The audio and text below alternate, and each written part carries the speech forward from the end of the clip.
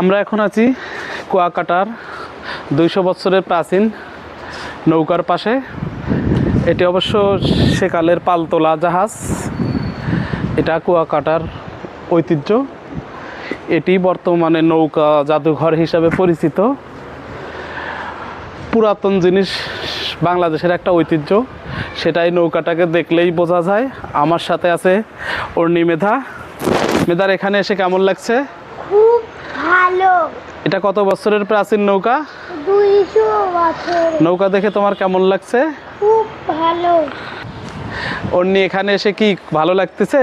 জি তুমি কি এখানে এসে খুশি? জি, নৌকাটা দেখে তোমার কেমন লাগছে? খুব মজা।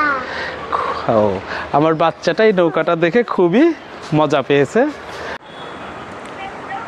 পটুয়াখালী জেলার কলাপাড়া থানায় অবস্থিত কুয়াকাটা সমুদ্র তটে জেগে ওঠা প্রাচীন সমুদ্রগামী ছোট পালতোলা জাহাজ। আমরা এখন এখানে আছি, আমি অর্ণি এবং মেধা।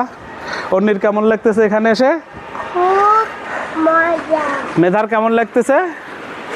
খুব মজা। তোমরা এই বাড়ি প্রথম এসেছো না? জি ভবিষ্যতে আরও আসতে চাও?